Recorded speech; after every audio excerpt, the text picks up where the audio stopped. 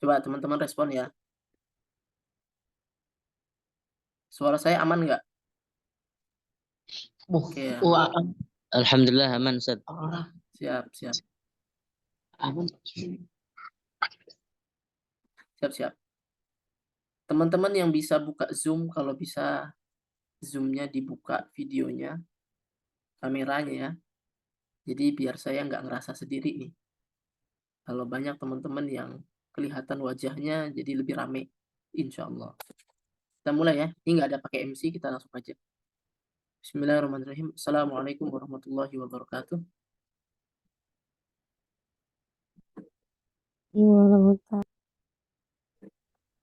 Innal hamdalillahi nahmaduhu wa nasta'inuhu wa nastaghfiruh wa na'udzu billahi min syururi anfusina wa min sayyiati a'malina. May yahdihillahu fala mudilla lahu wa man yudlil fala hadiya lahu. Asyhadu an la ilaha illallah wahdahu la syarika lahu wa asyhadu anna Muhammadan abduhu wa rasuluh la nabiyya wa la rasula ba'dah. Allahumma shalli wa sallim ala sayyidina Muhammad wa ala ali sayyidina Muhammad. Puji syukur kita panjatkan kehadirat Allah Subhanahu wa taala. Salawat teriring salam semoga selalu terlimpah curah pada Nabi kita Nabi Muhammad Sallallahu Alaihi Wasallam, pada keluarganya, para sahabatnya, para pengikutnya hingga akhir zaman. Teman-teman yang dirahmati Allah Subhanahu Wa Taala, sebelum saya mulai materi, boleh kiranya teman-teman tulis ya di kolom komentar dari mana aja nih, biar saya tahu nih di hadapan saya orang mana aja. Saya tulis duluan nih. Saya sekarang di Sukabumi. Siapa tahu ada yang tetanggaan sama saya. Ah, udah pada nulis nih. Dari kota Bogor, Tangerang Selatan, Lampung, Jawa Timur. Wah, cepet banget ini, saya bacanya susah nih. Bukit Tinggi, Padang, Singapura. Insya Allah Singapura. Berarti yang terjauh Singapura nih. Dan lebih jauh nggak? Singapura ada beberapa nih ternyata. Semarang, Makassar, Lamongan. Kalau dari Makassar banyak juga Gorontalo. Nih, qadarullah saya belum pernah ke Pulau Sulawesi nih. Doain pengen ke Sulawesi. Banyak teman-teman saya di Sulawesi tuh. Nah, kalau Kalimantan saya sering karena saya orang Kalimantan. Jawa apalagi, saya sekarang tinggal di Jawa. Kalau Pulau Jawa ya. Sumatera beberapa kali saya ke Sumatera. Ke Padang pernah, Payakumbuh, ke Jambi pernah, Palembang. Yang belum di Sulawesi nih. Ini ada Makassar. Saya pengen segera ke Sulawesi ini. Ini nggak apa-apa ya, saya ngobrol-ngobrol dulu sambil kita nunggu yang lain. Biar nanti mulai banyak yang sudah hadir. Karena materinya mungkin beberapa akan sangat butuh. Insya Allah nih, semangatnya luar biasa. Yang hadir sudah ada 116. Kalimantan Tengah, Kalimantan Barat, ada nggak Kalimantan Barat?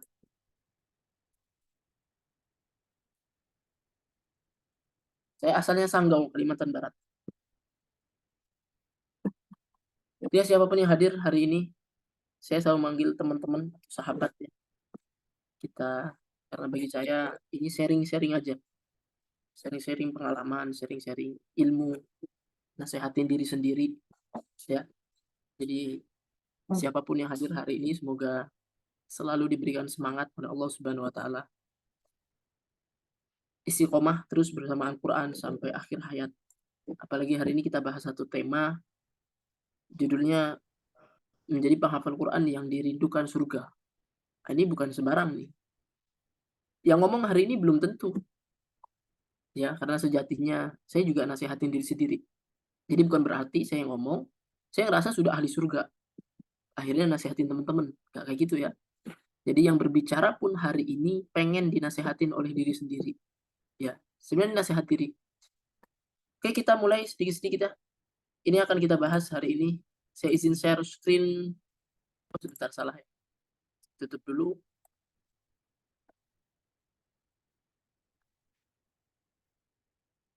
Salah. Maaf, salah file. Coba share dulu ya. Share screen. Oh, yang ini.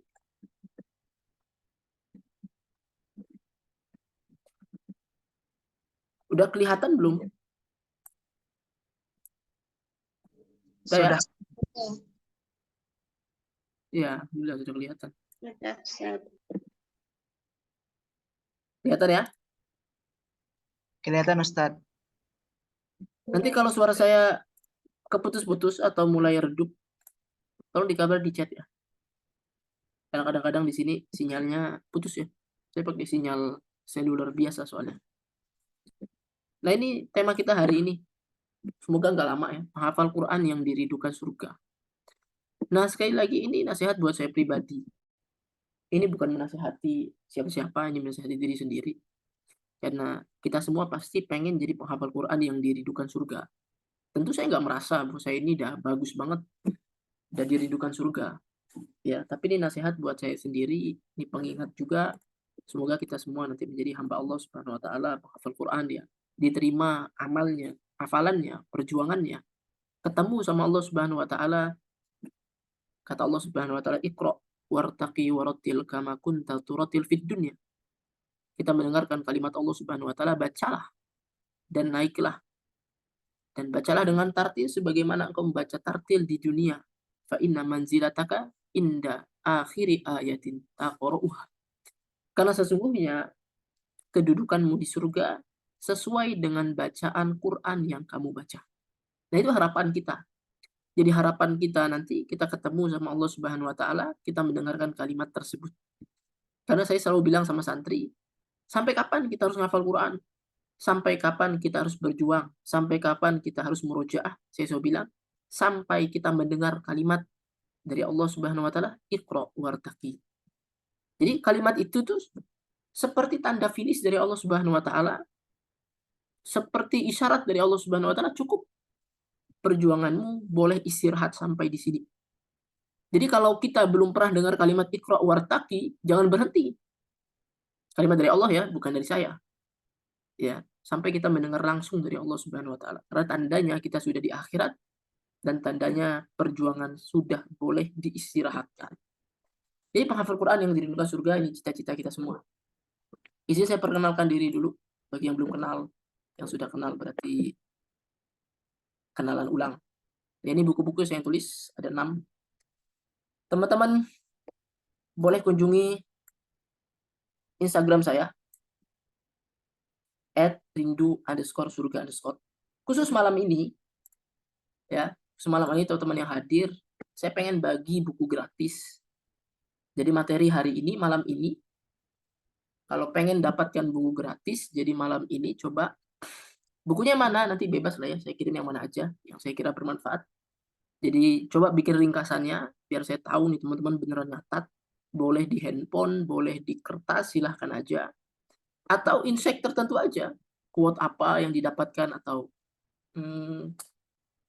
materi apa, atau pelajaran apa yang bisa diambil dari kajian ini. Habis itu di-upload di story Instagram, terus tag Instagram saya. Karena kalau di-tag nanti muncul tuh Instagram saya tuh, siapa aja yang tag. Nanti saya pilih dari situ, beberapa orang insya Allah akan dapat buku gratis. Jadi gampang ya, cuma ngikutin ini, nyimak aja. Boleh dicatat apa yang penting. Catatannya boleh di-upload, bisa ditulis pakai kertas, di foto, atau terserah ya. Mau tulis di handphonenya langsung, di screenshot juga. Bebas lah ya. Atau screenshot Zoom ini, terus ada kalimat yang bisa didapatkan, pelajaran bisa didapatkan. Nanti saya pilih dari teman-teman yang upload itu, beberapa orang insya Allah akan dapat buku gratis. Gitu ya. Ini apresiasi aja bagi teman-teman yang mungkin udah semangat, serius. Ini buku-buku saya. Buku yang terakhir, Jika Menghafal Mulillah, Jangan Berhenti Karena Allah. Ini alhamdulillah buku yang dalam waktu sekitar 1 atau 2 bulan kemarin sudah cetak ulang di Gramedia. Jadi 1.500 cetakan pertama, alhamdulillah sudah cetak ulang yang kedua. Sekitar 2.000-an cetakan juga. Dan sempat masuk di bestseller nomor 1 di bulan lalu ya. Teman-teman yang belum beli boleh hubungi saya langsung atau ke Gramedia. Paling enak ke Gramedia. Jadi teman-teman nggak usah mikirin ongkos kirim ke Gramedia. Kalau susah nyari Gramedia, di online, di Shopee, atau di nomor saya bisa langsung. Itu yang edisi tanda tangan. Kita langsung mulai.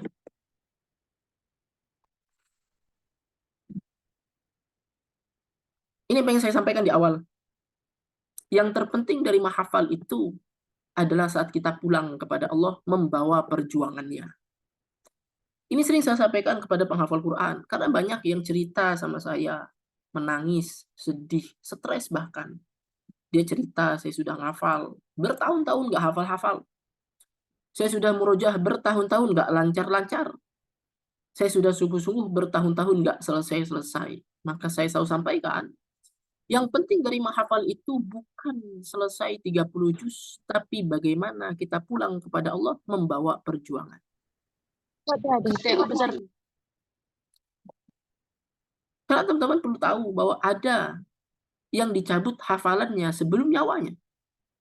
Ada kan orang yang sudah 30 juz, nyawanya belum berakhir, hafalannya sudah hilang. Itu yang saya sebut tadi. Ada yang dicabut hafalannya sebelum nyawanya. Tapi ada yang dicabut nyawanya bersama hafalannya. Yang terpenting yang mana? Yang penting adalah saat Allah Subhanahu wa taala mencabut nyawa kita, kita pulang kepada Allah Subhanahu wa taala, kita bawa perjuangannya. Ya Allah, di akhir nafas terakhir saya masih berusaha menghafal Quran. Di nafas terakhir saya masih berusaha bersama Al-Quran. Kenapa? Karena Allah Subhanahu wa taala itu tidak akan pernah bertanya hasil. Allah nggak bertanya, kamu dapat apa? Tapi Allah akan bertanya, apa yang kamu lakukan? Bisa bedakan ya? Jadi Allah nggak nanya, berapa hasilnya? Tapi Allah nanya, bagaimana prosesnya? Maka dia mendapatkan 30 juz. Secara hasil kan full tuh 30 juz. Tapi dia berhenti dalam proses. Bagaimana dia menjawab di hadapan Allah Subhanahu wa taala? Ketika Allah bertanya, apa yang sudah kamu lakukan dengan Al-Quran? Lantas dia cuma bilang, saya pernah hafal Quran 30 juz. Bagaimana kita bertanggung jawab di hadapan Allah Subhanahu wa taala? Padahal amal yang disebut istiqomah itu yang berakhir sampai ending. Jadi istiqomah itu berakhir sampai ending. Ya, tetap dilakukan sampai ujung, bukan hanya di awal saja. Maka yang terpenting dari menghafal itu, kita pulang kepada Allah Subhanahu wa taala, kita bawa perjuangannya. Sehingga nanti di hadapan Allah kita bisa cerita, ya Allah, saya menghafal Quran belum selesai, tapi saya tidak pernah menyerah. Itu keren. Ya, pokoknya semua hal yang sifatnya proses itu nilainya besar di hadapan Allah Subhanahu wa taala. Saya jadi teringat tuh kisahnya Abdullah bin ya. Saya lupa nama binnya ya. Kadang-kadang ingat nih. Saya lagi lupa nih. Ada sahabat Nabi Muhammad SAW. Mungkin kalau teman-teman ada yang tahu nanti terus di komentar ya. Dia ngajak ngobrol Sa'ad bin Abi Waqqas ini. Cerita mereka. Sebelum perang Uhud nih. Wahai Sa'ad, mari kita berdoa. Besok kita mau perang nih. Kata Sa'ad, cerita dia. Saya sangat berdoa. Sungguh saya berharap kepada Allah Subhanahu wa taala, di bahasa singkatnya aja. Besok di perang Uhud saya ketemu sama orang yang paling hebat. Kami berperang dahsyat.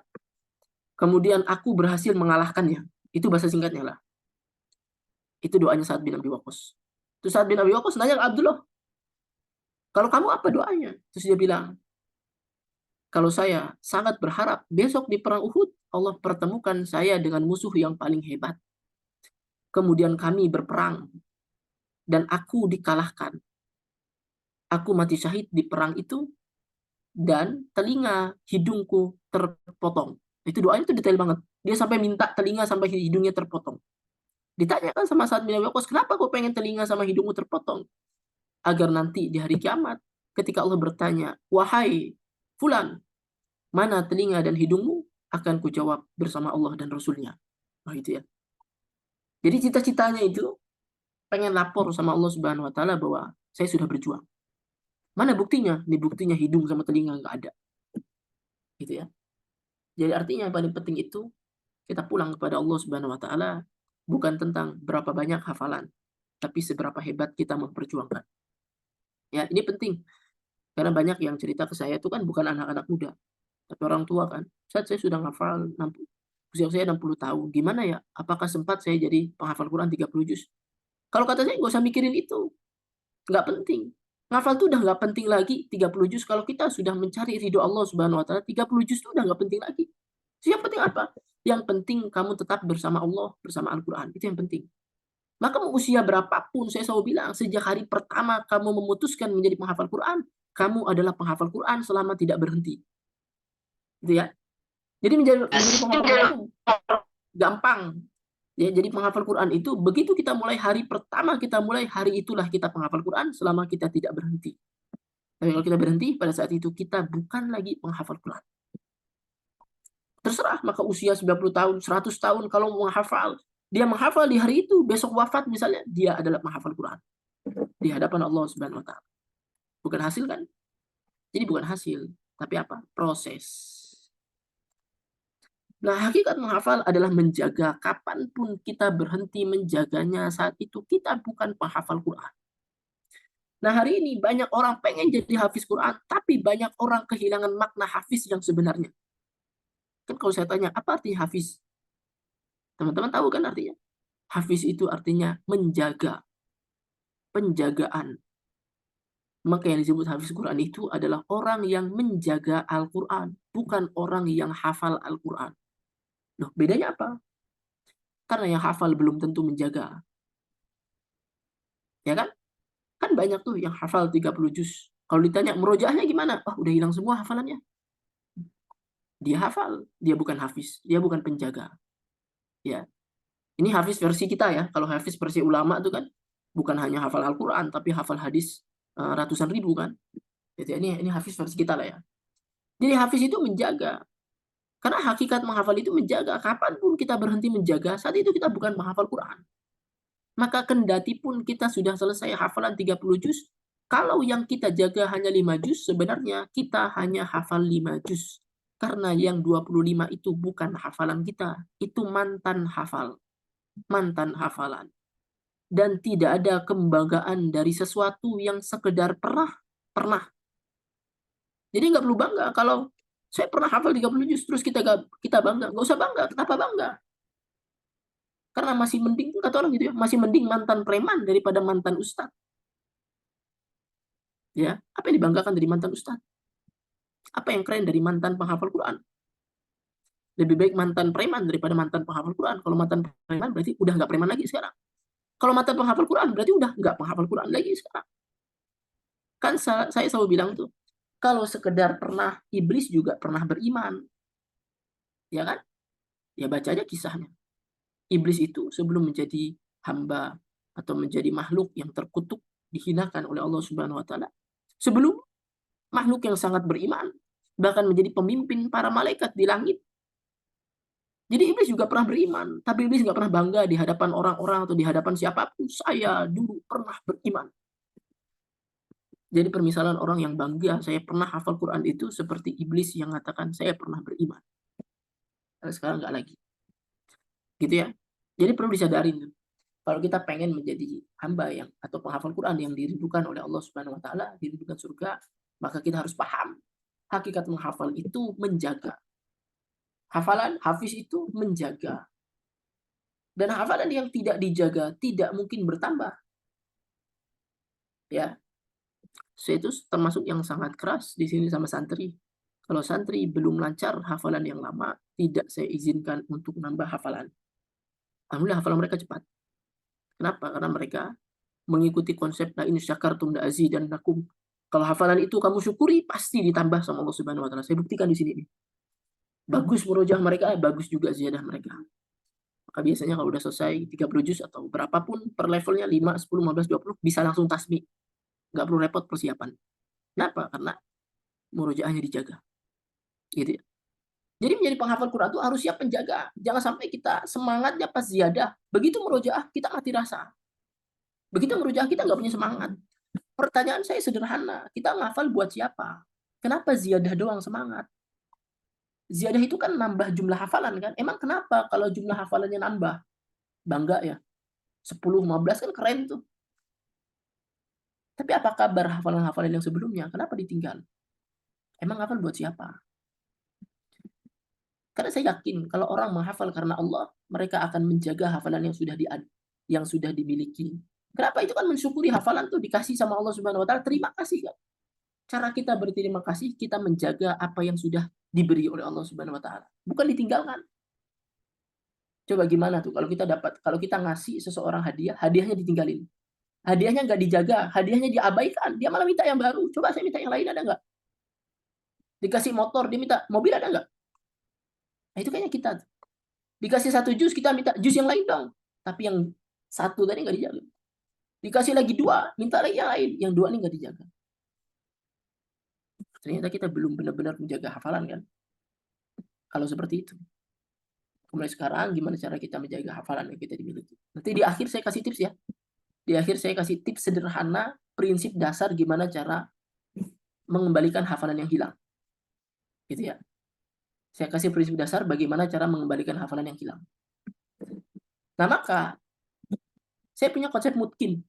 Kalau orang nanya tuh, gimana sih orang yang disebut hafalan mutkin? Apakah yang lancar 30 juz bisa tasmi? Kalau dalam versi saya bukan yang seperti itu. Kenapa? Karena saya khawatir kalau mutkin dimaknai orang yang bisa tasmi 30 juz lancar, bahkan hafal nomor-nomornya, bisa dibaca mundur, bisa dibaca, bisa terjemahannya, bisa dibaca dari tengah, dari belakang. Itu disebut mutkin. Saya khawatir kita jadi terlalu merendahkan para menghafal Quran. Ya. Ya kalau cuma sekedar itu ya santri-santri saya juga bisa, karena di sini ngafalnya bisa baca maju, mundur, tahu nomor-nomornya, tahu terjemahannya. Di sini ngafalnya kayak gitu. Tapi saya selalu bilang ke mereka, mungkin itu bukan seperti itu. Itu masih terlalu rendah, itu makna yang terlalu rendah. Kenapa? Karena seolah-olah mungkin itu hanya bagi mereka yang IQ-nya tinggi. Karena tadi kan kalau ngafal yang detail segala macam itu kan ya sedikit banyaknya tergantung IQ lah. Walaupun nanti yang paling besar ya rahmat Allah Subhanahu wa taala. Itu ya. Bagi saya mungkin itu bisa digapai oleh siapapun, bahkan pemula, bahkan orang yang sudah tua, yang katanya susah ngafal, padahal itu cuma hoax, oleh pria, oleh wanita, oleh siapapun. Jadi mungkin itu 2 minimal. Silakan sepakat atau enggak. Yang pertama, saya sebut, yang mungkin itu orang yang terus berjuang, tidak berhenti. Itu syarat pertamanya. Jadi selama kita nggak berhenti menghafal Quran, maka kita adalah mungkin. Kenapa? Karena bukankah ada yang hafal 30 juz, tapi dia berhenti bersama Al-Quran. Padahal sudah 30 juz. Kalau begitu, apakah yang seperti itu kita sebut mungkin? Kan enggak. Bukankah ada yang 30 juz? Bukankah ada yang hafal Al-Quran, tapi dia menjadi pembunuh Ali bin Abi Thalib, penghafal Quran? Apakah yang seperti itu kita sebut mungkin? Enggak juga kan? Bukankah ada ahlul Quran, qurra, kata Nabi Muhammad SAW dalam hadis. Tapi qurra itu dilemparkan ke dalam neraka, bahkan menjadi golongan pertama yang dilemparkan. Dia qurra, ahli Quran. Ternyata dia nggak mungkin. Ternyata itu bukan mungkin kan? Maka apa yang disebut mungkin? Satu, orang yang terus berjuang bersama Al-Quran, berapapun hafalannya. Satu hafalannya dia jaga, satu itu dia teruskan. 2 hafalannya, 2 juz, 2 dia jaga, dia teruskan. 10, 15, 20, berapapun hafalannya, berapapun usianya. Kalau dia tidak berhenti bersama Al-Quran, bukan hanya menghafal ya, nanti juga mentadabburinya, nanti juga mengamalkannya, nanti juga membagikannya kepada orang lain, dialah yang mungkin tidak pernah berhenti berjuang untuk Al-Quran. Yang kedua apa? Yang kedua, mengamalkan. Ya. Jadi mungkin itu apa? Selalu bersama Al-Quran. Yang kedua, mau mengamalkan Al-Quran. Itu yang saya sebut mungkin versi saya. Saya bilang, menghafal Quran itu bukan hanya sekedar mengcopy paste hafalan ke dalam ingatan. Bukan cuma copy paste doang. Tapi menghafal Quran itu tentang menginstal Al-Quran ke dalam amal dan perbuatan. Gitu ya. Jadi bukan hanya apa? Bukan hanya copy paste hafalan atau hafalan itu ke dalam ingatan, tapi juga menginstal ayat-ayat ke dalam perbuatan. Karena kalau cuma copy paste kan kita hafal tuh wailul likulli humazatil lumazah. Tapi gimana cara nginstalnya? Cara nginstalnya adalah kita jangan gibah, jangan nyakitin orang. Kenapa? Karena ayat itu bicara tentang celakalah orang yang gibah, nyakitin, pakai lisan, pakai perbuatan. Maka kalau kita hafal itu, tapi kita masih sering gibah, artinya hafalan itu sekedar copy paste doang, nggak diinstal. Kayak antivirus kan? Antivirus di laptop itu, kalau filenya sekedar di-copy, di-paste ke dalam lokal disk kita, bermanfaat nggak? Enggak, cuma ada filenya doang. Kapan antivirus itu bermanfaat? Kalau aplikasi antivirus itu bukan hanya di-copy paste, tapi kemudian diinstal. Begitu diinstal, maka antivirus itu akan bekerja di laptop itu. Kalau ada virus, kalau ada kotoran, kalau ada yang ganggu, maka dia akan melindungi. Harusnya Al-Quran itu diinstal dalam hidup kita. Diinstal. Jadi setiap mau marah sama orang, kita ingat, wah nggak boleh marah nih. Al-Quran melarang. Menghafal Quran mau pacaran, oh nggak bisa. Wala taqrabuz zina, udah hafal, dia hafal ayatnya. Penghafal Quran mau curang, oh nggak bisa. Wailul lil mutaffifin. Jadi Al-Quran itu menjadi benteng dalam hidupnya. Saya menginstal. Ya. Jadi kalau kita menghafal Quran, satu, kita nggak pernah berhenti, terus berjuang. Atau yang kedua, semangat mengamalkan. Maka itu yang disebut dengan mungkin. Ya. Bahkan gak usah iri sama orang-orang yang hafalannya detail, bisa kanan, kiri, atas, belakang, dibolak-balik, mundur, maju. Gak usah iri. Irilah sama orang yang nggak pernah berhenti menghafal, dan yang kedua, semangat mengamalkan. Kan Ibnu Mas'ud itu bilang kayak gitu kan. Kata Ibnu Mas'ud, sesungguhnya di zaman kami, susah bagi kami menghafalkan Al-Quran, tapi mudah bagi kami mengamalkannya. Kenapa mudah? Karena memang para sahabat itu fokus sama pengamalan. Tapi mereka nggak ngabain menghafal Quran ya. Ingat ya, ini bukan jadi dalil kita malas hafal. Tapi kata Ibnu Mas'ud, kelak akan tiba masa di mana hadirlah golongan-golongan orang yang sangat mudah bagi mereka menghafalkan Al-Quran, tapi susah ngamalin. Kenapa susah ngamalin? Karena fokusnya sama jumlah terus. Fokusnya sama berapa banyak hafalan. Malah nggak mau ngamalin. Gitu ya. Yang paling penting adalah kita terus bersama Al-Quran. Lalu kita ngafal ya, kita hafalin terus. Nggak usah berhenti. Murojaahnya apa lagi. Kemudian yang kedua, semangat kita ngamalin. Gitu ya. Oh, yang baru hadir karena saya lihat sudah 200-an lebih. Tadi waktu saya ngomong pertama kali 100 lebih. Jadi saya kasih hadiah buku gratis untuk siapapun di sini yang mencatat. Kemudian catatannya di-upload di story Instagram, kemudian tag Instagram saya. Ya, nanti saya pilih dari teman-teman yang nge-tag untuk dapatin buku gratis. Ini Instagram saya, @rindu surga. Yang bawah ini. Saya ulang sengaja biar teman-teman yang baru datang juga bisa dapat kesempatan yang sama. Itu ya. Di Instagram @rindu_surga. Saya akan bagi beberapa yang nge-tag saya nanti satu di antara buku ini. Ya. Jadi bisa jadi random saya kirim itu, ada yang saya kirim buku yang oranye, ada yang saya kirim buku yang hitam. Itu mungkin. Ini ayat Allah Subhanahu wa taala, kata Allah, "Qul ya ahlal kitab." Wahai ahlu kitab. Ahlu kitab itu kalau dengan Al-Qur'an berarti Yahudi dan Nasrani. Tapi juga kita sama tegurannya seperti ahli kitab ini. Karena kita juga mengemban kitab kan. Qul ya ahlal kitab. Kalau saya sederhanakan nih ya, atau saya spesifikasikan maknanya, anggaplah ini audiensnya para penghafal Quran. Maka kuliah ahlul kitab itu wahai penghafal Quran. Wahai orang yang mengemban kitab. Ya, wahai orang yang bersama Al-Quran. Lastum ala syai. Kamu bukan apa-apa. Ya. Kamu bukan siapa-siapa. Lastum ala syai. Kamu nggak punya nilai apapun. Hatta sampai tuqimut Taurah wal Injil wa ma unzila ilaikum min rabbikum.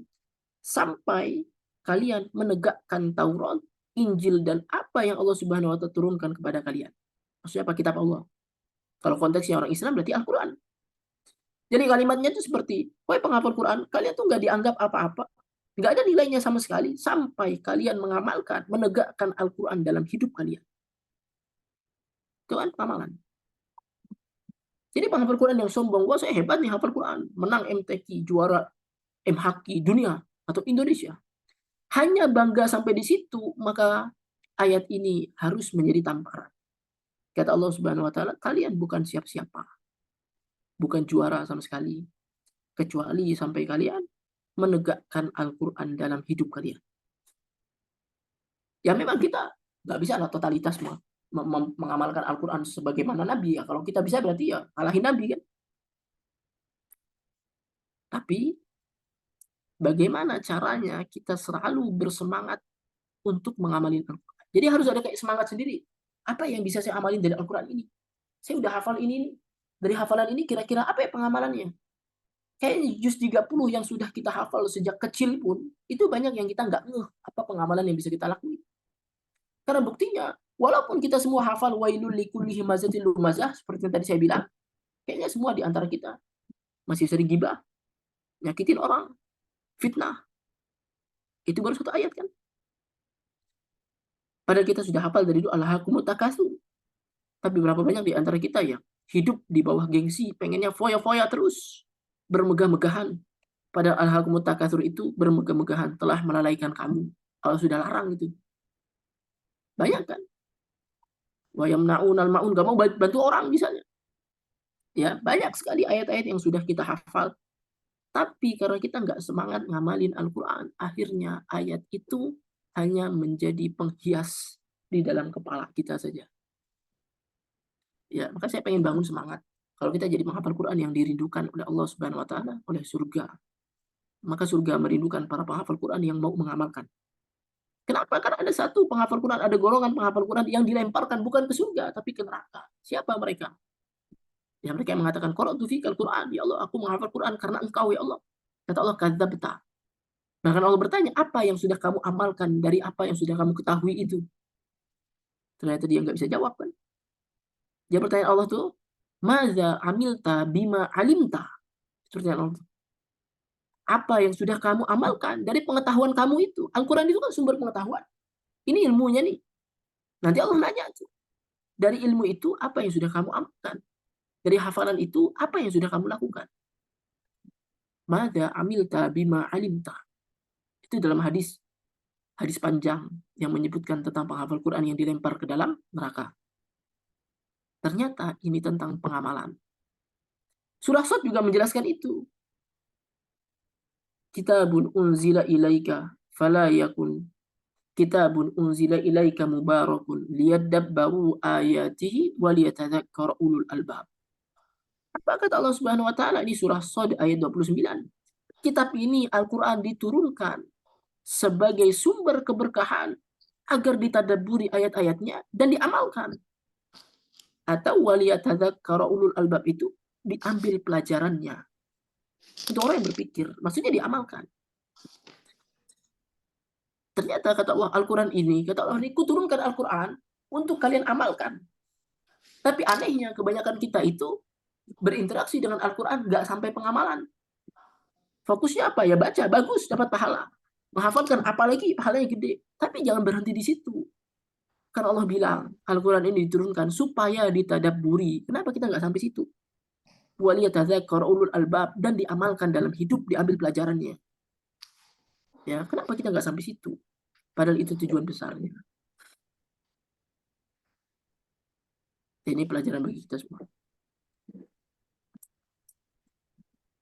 Maka kata Allah Subhanahu wa taala dalam surah Al-Alaq, Iqra. Ini saya sering banget disampaikan ayat ini, kayaknya saya senang nih. Ayat ini ayat pertama yang Allah Subhanahu wa taala turunkan dalam Al-Qur'an. Jadi perhatikan tuh. Ayat pertama dari semua ayat yang pernah turun itu bunyinya Iqra, bacalah. Saya selalu bilang, dalam kalimat Iqra ini ada makna hafalkanlah. Jadi menghafal itu perintah Allah Subhanahu wa taala. Kenapa saya bilang ada perintah menghafal? Karena ketika Iqra ini disampaikan kepada Nabi Muhammad itu nabi yang ummi, tidak bisa baca.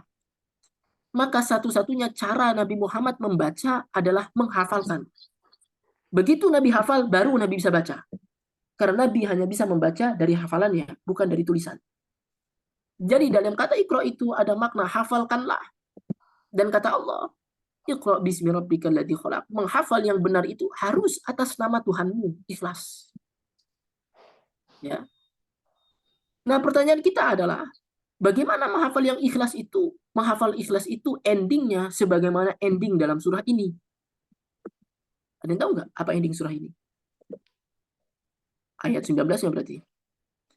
Menghafal yang ikhlas itu, menghafal yang baik, menghafal yang karena Allah itu ujungnya bukan 30 juz, Tapi la tuti'hu wasjud waqtarib. Tidak taat pada siapapun, dia makin sujud sama Allah dan dekat dengan Allah Subhanahu wa taala. Maka pahamlah kita, menghafal itu harus karena Allah. Menghafal yang karena Allah itu endingnya adalah semakin sujud dan semakin dekat.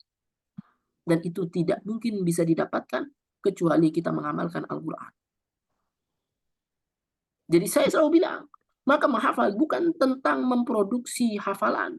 Menghafal itu bukan hanya tentang memproduksi ingatan hafalan, tapi juga memproduksi amal solih. Makin banyak ayat yang kita hafal, makin banyak yang kita amalkan. Makin banyak ayat-ayat yang kita hafal, setorkan, tasbihkan, maka makin sujud sama Allah Subhanahu wa taala. Ya. Jadi indikator hafalan kita itu benar atau tidak, lihatlah seberapa banyak ayat-ayat itu mempengaruhi amal ibadah kita. Maka kalau hafalan makin banyak, 10 juz, nambah lagi 20 juz, tapi perilakunya nggak berubah, maka itu menjadi satu indikator jangan-jangan hafalannya belum benar. Paham ya? Jadi menghafal yang benar itu, menghafal yang ujungnya membuat kita makin sujud, makin dekat dengan Allah Subhanahu wa taala. Ya. Jadi makin banyak hafalan, makin bertambah sujud kita. Makin banyak hafalan, makin banyak amal ibadah kita. Makin banyak hafalan, makin soleh kita. Baik tutur kata kita, nggak pernah nyakitin orang, makin memancarkan aura positif. Gitu ya. Kan saya sudah bilang sama santri di sini nih. Ya, hafal Quran itu baik hatinya. Nggak suka dendam, pemaaf, nggak suka marah-marah, apalagi bohong, nggak boleh gosok. Penghafal Quran. Kenapa kalau penghafal Quran masih ngelakuin hal-hal negatif, apalagi yang diumumkan kepada orang, sampai-sampai orang lihat, itu mencemari Al-Quran. Ya, pantas saja Allah Subhanahu wa taala cabut hafalannya. Kenapa? Karena Allah nggak mau titipin hafalan kepada orang yang kotor. Kenapa? Itu sama dengan mengotori Al-Quran. Karena orang tuh melihat orangnya. Karena kita tuh kadang-kadang melihat sosok penghafal Quran itu seperti malaikat ya. Wah, itu penghafal Quran tuh. Masa penghafal Quran pacaran? Padahal penghafal Quran manusia juga. Tapi karena dia pacaran, seolah-olah Al-Quran yang salah. Maka Allah nggak mau mengotori Al-Quran. Al-Quran hanya disimpan, dititipkan kepada orang yang tanggung jawab, yang amanah, yang baik. Gitu ya. Kalau dititipkan kepada orang yang salah, itu sama dengan mengotori Al-Quran. Dan Allah nggak mau itu. Itu bahasa sederhananya kayak gitu. Tidak ada ayat yang lagi yang keren juga. Allah Subhanahu wa taala waslu alaihim naba alladhi atainahu ayatina fansalakha minha faatba'ahu syaitan fakana minal ghawin. Nanti teman-teman ya, saya nggak akan bahas detail ayat ini. Saya pernah bahas ini di kajian khusus panjang sekali. Tapi singkatnya, ini saya biasanya menyebut penghafal Quran yang Allah samakan dengan anjing. Nanti baca di ayat 176-nya. Di ayat 175 kata Allah yang di layar ini. Bacakanlah kepada mereka satu kisah nyata. Ini kisah besar banget ya Allah Subhanahu wa taala. Ya, tentang apa? Tentang orang yang kami beri kepadanya ayat-ayat kami. Atau ini penghafal Quran. Kata Allah, "Fansalakha minha." Tapi dia melepaskan diri dari ayat-ayat tersebut. Fa'atba'ahu syaitan, maka syaitan mengikutinya, menggodanya. Fakana minal ghawin. Sehingga dia menjadi tersesat. Coba bayangin itu kata Allah. Ada orang yang kami berikan ayat, tapi dia milih melepasin ayat itu dari hidupnya. Jadi dia menanggalkan ayat itu seperti menanggalkan pakaian. Fansalakha itu seperti ular yang menanggalkan sisiknya. Atau ganti kulit.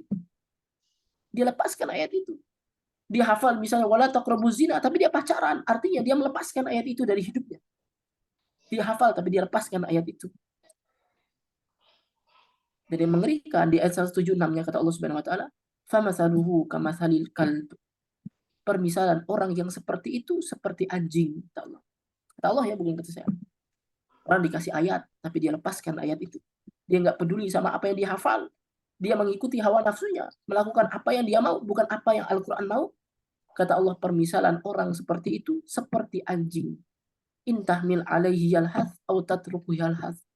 Kau lihat anjing itu, diberi dia makanan, dia menjulurkan lidah, atau tidak diberi dia menjulurkan lidah. Itu gambaran orang yang sama saja. Dulu waktu dia belum hafal Quran, dia pacaran. Sekarang sudah hafal, kenapa pacaran juga? Misalnya, itu contohnya. Dulu waktu penghafal Quran, oke lah. Tutur katanya masih suka bohong, tutur katanya masih suka nyakitin orang, tutur katanya masih suka kasar. Tapi sekarang sudah banyak ayat-ayat Al-Quran yang kamu hafal. Kenapa perkataannya masih sama kasarnya? Harusnya berubah. Kenapa kalau nggak berubah? Kayak anjing, kata Allah Subhanahu Wa Taala. Dikasih makanan menjulurkan lidah, nggak dikasih makanan menjulurkan lidah juga. Apa bedanya? Kan anjing kayak gitu tuh. Pas nggak kita kasih makan menjulurkan lidah, pas kita kasih makan sama juga. Itu gambaran orang yang hafal Quran, dikasih ayat-ayat Allah Subhanahu Wa Taala, tapi perilakunya sama seperti orang yang tidak dikasih ayat Allah. Maka ini jadi peringatan kita. Kita ini jadi penghafal Quran bukan untuk menyombongkan diri di hadapan orang, tapi untuk memperingatkan diri kita sendiri bahwa saya penghafal Quran, maka saya harus bersikap seperti penghafal Quran. Saya penghafal Quran, maka saya pakaikan pakaian Al-Quran dalam diri saya. Pantaskah orang yang mengemban Al-Quran ngomongnya sering kasar, pacaran misalnya? Pantaskah penghafal Quran itu merokok misalnya di tempat umum? Atau di tempat tersebut juga nggak boleh. Pantaskah penghafal Quran itu masih suka gibah, suka marah-marah? Nah, itu jadi peringatan bagi kita semua. Nah, maka saya ajarkan tentang tasmi ini, tasmi. Dia konsep tasmi. Saya selalu punya tiga konsep tasmi. Jadi penghafal Quran itu, bagi penghafal Quran itu wajib tasmi. Tapi tasmi bukan seperti yang kita pahami saat ini. Memang tasmi level, ada 3 level ya. Tasmi level 1 itu di hadapan manusia. Kayak kita setoran 1 juz lah. Setoran 1 juz, simaan 1 juz, tasmi ya, simaan. Atau 2 juz, atau 5 juz, atau 10 juz, atau 30 juz. Ya di santri sini juga kan ada tuh yang sudah sampai 30 juz. Tapi begitu selesai, saya bilang kepada dia, ini tasmi level 1. Ini level yang rendah. Kalau kita bisa mentasmikan bahkan 30 juz sekali duduk, itu masih biasa aja. Kenapa? Ada yang lebih tinggi. Itu tasbih level 2. Itu tasbih di hadapan Allah dalam sholat. Saya ajarin juga santri itu. Jadi jangan hanya tasbih di hadapan manusia, tapi bacakan juga hafalan itu di hadapan Allah Subhanahu Wa Taala. Ya, bacakan itu di hadapan Allah Subhanahu Wa Taala dalam apa? Dalam sholat. Jadi kalau sholat pakai hafalan-hafalannya. Sehingga apa? Sehingga kita baca Al-Quran bukan hanya di hadapan telinga manusia, tapi benar-benar menghadap Allah Subhanahu Wa Taala, kita pakai Al-Quran yang Allah titipkan. Tandanya hafalan itu memang kita persembahkan untuk apa? Hafal Quran jangan males tuh baca Al-Quran dalam sholat. Sholat sunnah pakai hafalannya. Satu sholat 5 halaman atau 2 halaman atau 1 halaman lah buat latihan. Nah, level yang paling tinggi saya sampaikan pada santri itu tasmi amal sepanjang hidup. Jadi yang kita tasmi itu bukan hanya sekedar hafalan, tapi amalnya. Karena ayat-ayat Al-Quran itu kan mengandung pengamalan. Nah, pengamalan itu kita tasmikan dalam hidup kita.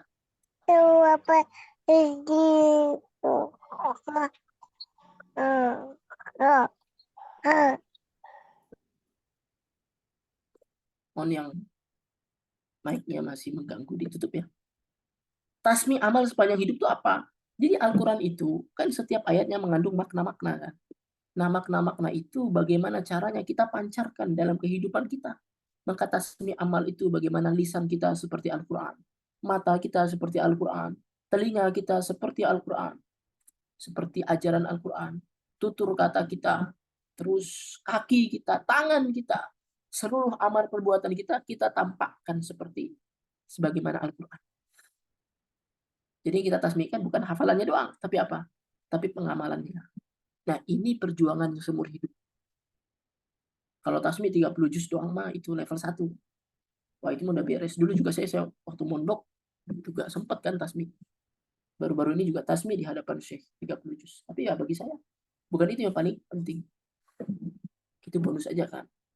Alhamdulillah kalau bisa tasmi 30 juz kan berarti lancar. Tapi kan itu bonus aja. Yang paling penting gimana caranya hafalan kita itu kita pancarkan sepanjang hidup kita. Jadi bukan hanya hafal misalnya qul huwallahu ahad. Katakanlah Allah itu Maha Esa.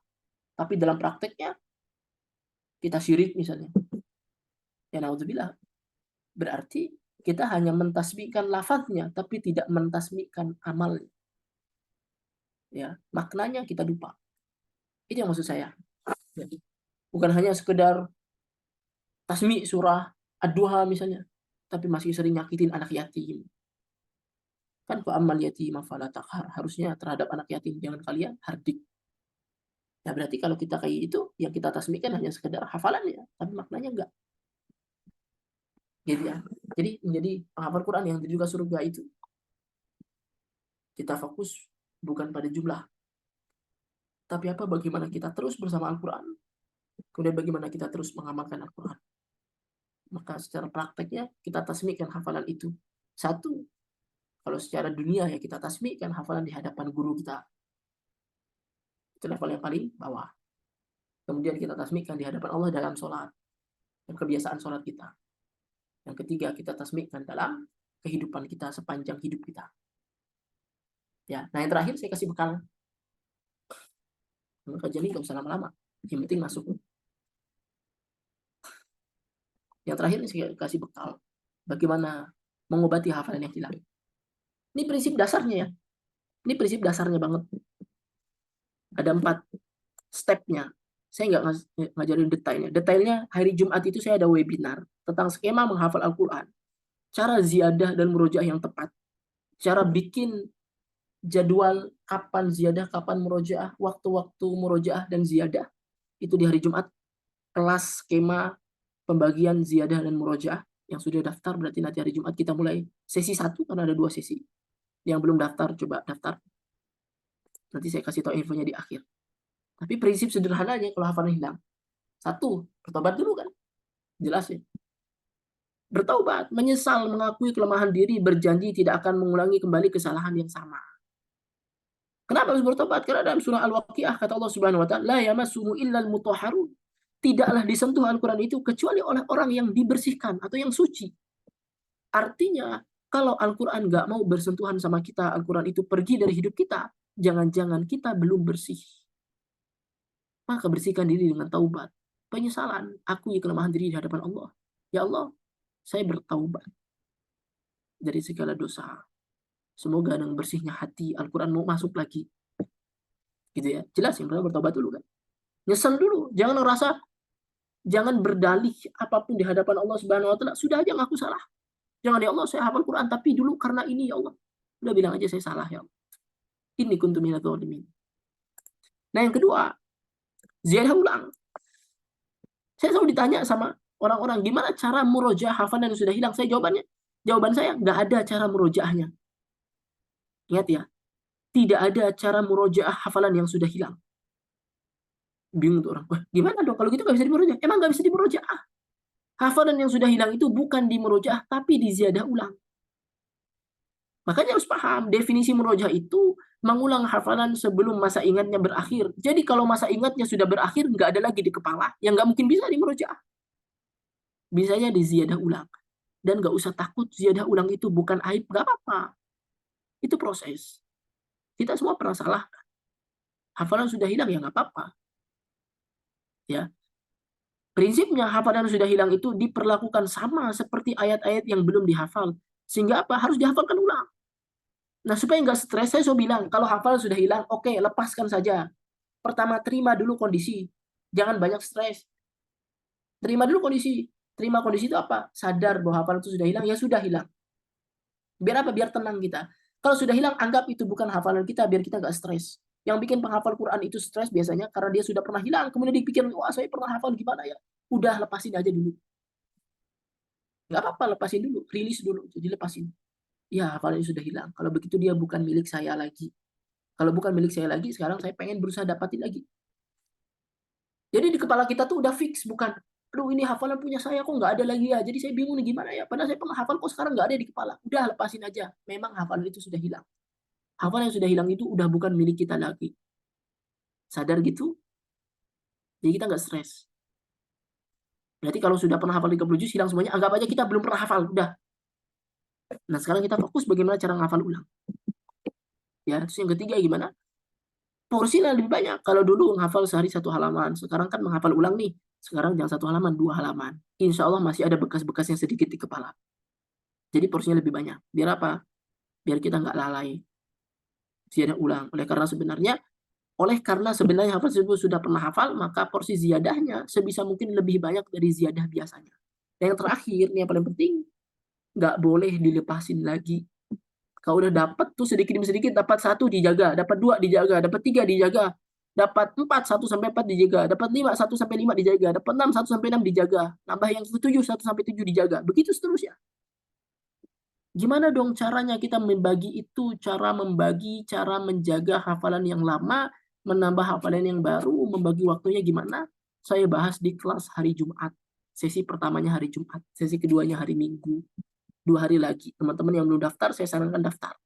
Saya nggak bisa bahas detail di sini, tapi di sesi hari Jumat nanti, itu namanya kelas skema pembagian ziyadah dan murojaah, saya sampaikan detail cara membagi waktu.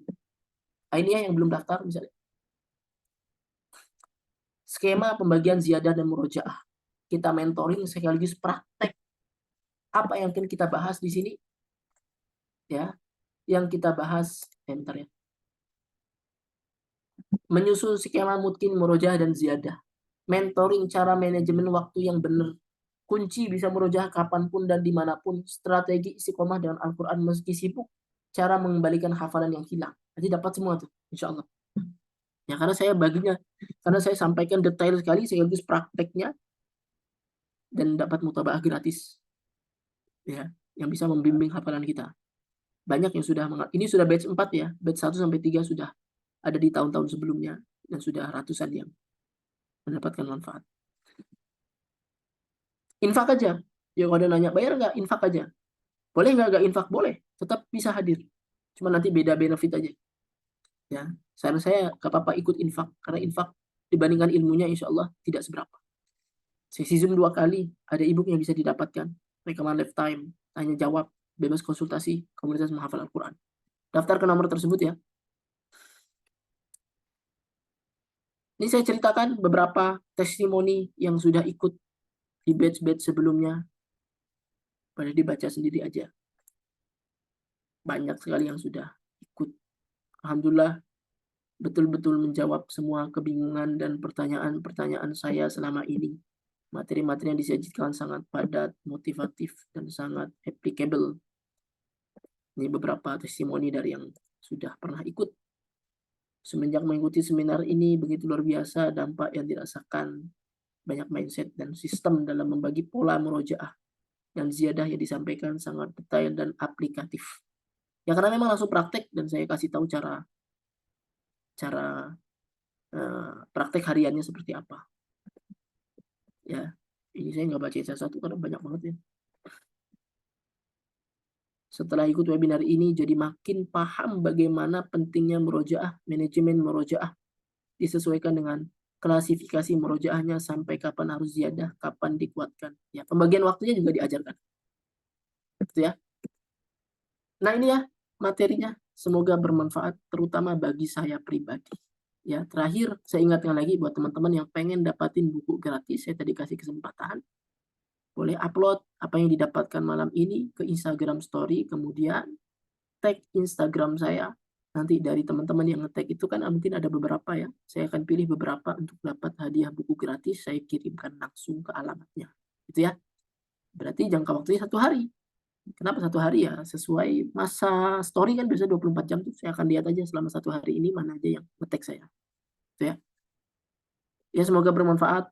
Yang sedikit ini sekitar 45 menit ya. Semoga bermanfaat. Tapi sebelum saya tutup, mungkin saya boleh nih saya buka 1, 2, atau 3 pertanyaan. Silahkan aja.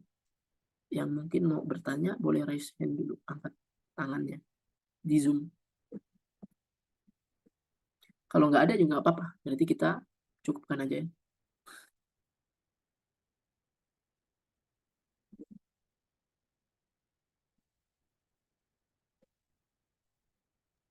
Saya dahulukan yang raise hand ya, yang ngomong langsung. Kalau nggak ada nanti saya coba baca yang di komentar ini. Ada beberapa yang nanya. Oke, saya tunggu dulu yang mau nanya langsung boleh.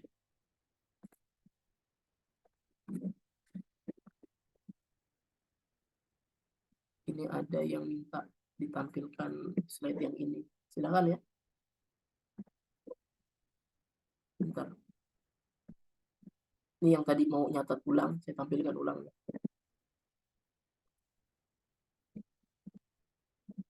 Oke, sambil saya tunggu, ada yang mau nanya langsung? Ya, sambil saya tunggu, saya jawab, saya baca yang ada di komentar ya.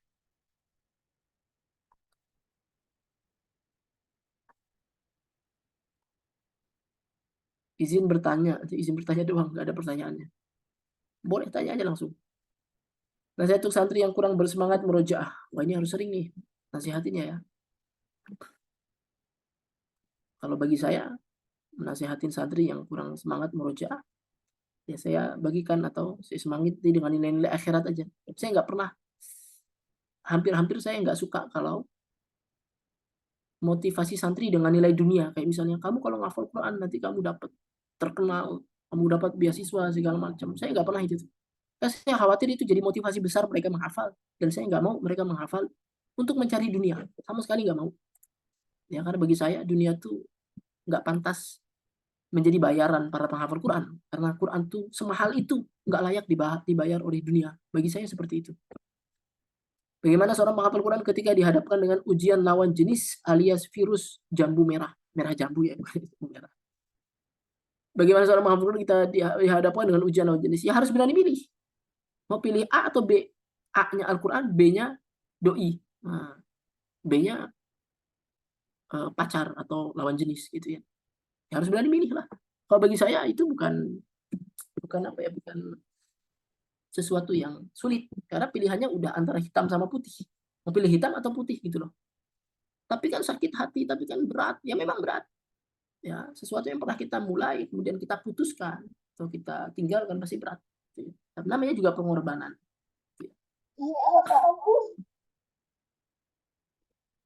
Instagram saya @rindu_surga_. Underscore-nya itu 2. Ya, di tengah-tengah sama di akhir. Terus saya tulis, saya salah ngetik. rindu_surga_. Nah, underscore-nya ada 2. Oke, saya bacain satu lagi ya. Kalau orang udah, apa 2 lagi lah ya. Kalau orang udah hafal 30 juz, berapa juz kewajibannya diperoleh sehari? 3 juz. Penjelasan detailnya sebenarnya di kelas hari Jumat itu saya akan jelaskan. Kenapa harus 3 juz? Kenapa nggak 5 juz misalnya? Boleh 5 juz, bagus malahan. Tapi ini saya kasih nilai minimal banget 3 juz. Itu minimal ya.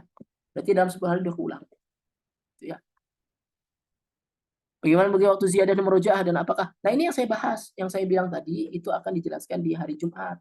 Saya harapkan teman-teman yang belum daftar ini silahkan daftar. Ya, karena saya dapat banyak banget pertanyaan seperti ini. Bukan saya nggak mau jawab, tapi saya itu kalau jawab harus detail. Saya nggak mau cuma sebagian nanti orang jadi salah paham. Karena skema ini saya sampaikan dalam 2 sesi, benar-benar detail saya sampaikan, termasuk cara bagi targetnya, cara buat waktu hariannya seperti apa, itu saya sampaikan. Ya kalau saya jawab di sini nggak mungkin cukup. Ya, kayak saya sarankan itu hari Jumat. Saya nggak bisa infak, bisa gratis. Coba aja hubungin dulu adminnya itu di nomor tersebut, bisa gratis juga.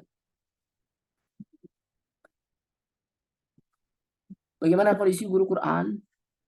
Bentar dulu yang di atas. Bagaimana kondisi Quran yang banyak menerima setoran santri tapi merujuk untuk dirinya sendiri terabaikan? Bahkan yang mendengar setoran santri tersebut merujaah nggak cukup. Murojaah hanya dengan mendengarkan murotal itu sangat tidak cukup bagi penghafal Quran. Kenapa? Karena saat kita mendengar murotal yang terjadi kita hanya mencocokkan hafalan kita dengan murotal tersebut. Kalaupun seandainya nggak cocok ya udah lewat aja, nggak diperbaiki sama pikiran kita. Akhirnya apa? Nggak memperbaiki hafalan. Ya, caranya bagaimana? Caranya mau meluangkan waktu lebih lagi, mau meninggalkan hal-hal yang tidak berguna, mau mengorbankan banyak waktu untuk Al-Quran. Nah, cara murojaah saat sibuk bikin waktunya kayak apa, itu yang akan saya bahas di hari Jumat. Sekali lagi, yang belum daftar, saya sarankan untuk daftar. Gitu ya. Namun gitu saja ya, saya nggak bisa lama-lama, ini cukup sudah malam. Saya biasanya tidur sekitar jam 9, karena saya nggak suka tidur malam-malam. Ya, lagi sunnah. Gitu ya. Mungkin cukup, semoga bermanfaat. Mohon maaf atas segala kekurangan. Ya, kita dari Khodimul Quran sampaikan terima kasih banyak teman-teman yang sudah hadir. Saran saya ikuti terus kajian Khodimul Quran yang saya rasa rutin ya tiap minggu. Ya, kadang-kadang sesi saya, kadang-kadang Ustadz Asad, kadang-kadang juga ustadz yang lain. Ya kalau bisa cek aja di grupnya karena ada update terus. Setiap pekan biasanya ada kajian. Ya, setiap pekan biasanya kalau di Quran ada kajian, saran saya ikuti aja terus. Kadang-kadang sesi saya, kadang-kadang Ustadz Asad, kadang-kadang Ustadz yang lain, Ustadz Hanzola atau yang lainnya. Insya Allah itu akan memupuk semangat kita untuk bersama Al-Quran. Gitu ya. Hadanallahu wa iyyakum ajma'in. Mohon maaf atas segala kekurangan. Assalamualaikum warahmatullahi wabarakatuh. Waalaikumsalam warahmatullahi wabarakatuh. Jazakumullah khairan Ustaz. Waalaikumsalam warahmatullahi wabarakatuh. Wa iyyakum barakallahu fikum. Amin wa fiikum barakallah. Gimana cara? Gimana ini? Matiin lagi.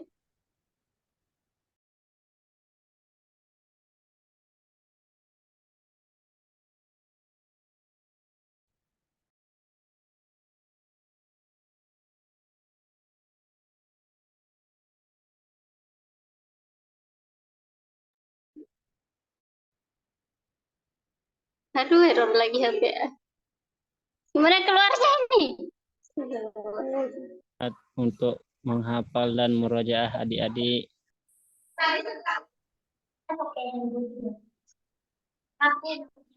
Semangat murojaah. Semangat. Semangat. Semoga istiqomah al-muluknya sebelum tidur. Mutin terus. Aduh, nggak tahu. Error HP ku error. Astagfirullah. Ada lagi sih. Aku dapat Gak bisa gue baca error HP ku. Aduh, nggak bisa gerak. Salam dari orang Lombok. Keluar. Mesti matiin dulu.